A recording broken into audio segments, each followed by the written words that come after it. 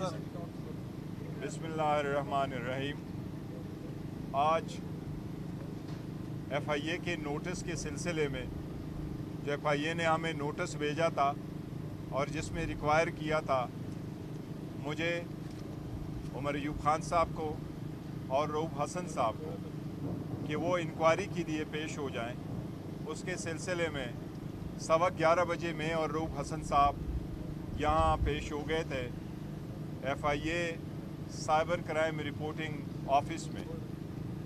Inquiry चूँकि हो रही है इसलिए मैटर सब जुडिस है, तो मैं उसकी मेरिट पे कोई बात नहीं करना चाहता, लेकिन मैं पेश हो गया था।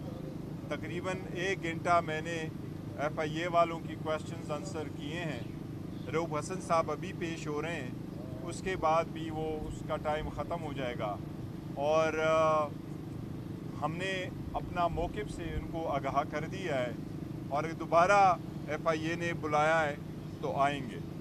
लेकिन अभी हमने हाई कोर्ट में भी मूव कर दिया है और इनकी जुरिस्डिक्शन को भी चैलेंज किया हुआ है। देखिए इसका इवेंचुअली क्या होता है।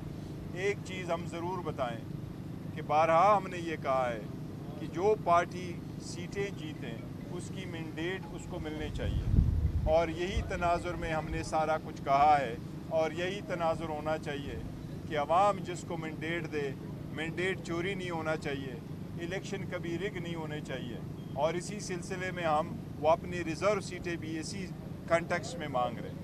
ये बताइएगा कि जो कंट्रोवर्शियल ट्वीट जिसकी बात की गई अभी तक इसको डिलीट नहीं किया गया, वो भी मैटर अभी अंडर कंसिडरेशन है, वो बताएंगे इंशाल्लाह 1-2 दिनों तक वो उस पर भी बात करें। सर ये बताएं कि की तरफ से हाँ, वो उमर अयूब साहब की तरफ से ये था कि वो उन्होंने आया था, आज उनकी अवेलेबिलिटी नहीं थी, उन्होंने लेटर भेजा था, वकील भेजा था, उन्होंने टाइम मांगा है और उनको वो खुद इसलिए नहीं आ सकते। मुद्दे मार्ग कमीशन की रिपोर्ट जो है वो मांगी गई है, तो क्या आप भी उनकी इस बात के साथ इत्तेफाक करते हैं कि मुद्दे मार्ग कमीशन जो है की रिपोर्ट जो है अब सामने आनी चाहिए? देखो, हमूदुर्रहमान कमीशन की रिपोर्ट तो डीक्लासिफाइड हो गई थी 2011 में और डीक्लासिफाइड वर्जन तो अभी कोर्टों में भी मौजूद है, तो इसलिए वो तो ऑलरेडी अवेलेबल है। अच्छा ये बताइएगा कि ये जो ट्वीट हुआ है, क्या बानी चेयरमैन के अकाउंट से जो भी चीज़ ट्वीट होती है उनकी इजाज़त के साथ होती है या उनकी इजाज़त के बगैर भी ट्वीट? देखो, ये मैटर वही है जिस पे हमने बात की है। मैंने कहा है कि ये मैटर सब जुडिस है, तो इंशाल्लाह इस पे बाद में बात करेंगे।